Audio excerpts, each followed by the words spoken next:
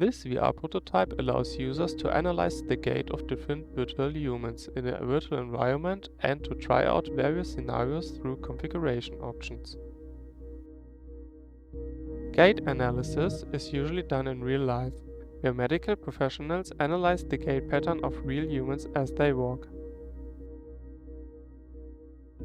The user is represented as a virtual avatar and can move around by teleportation.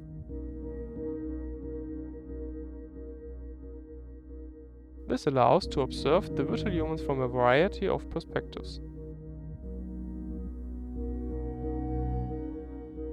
They can select various abstract and realistic visualizations via user interfaces.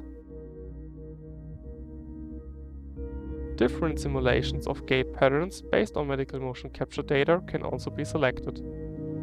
The virtual humans can also be combined as desired with the simulations of the gait patterns. Users can modify the movements through playback modes.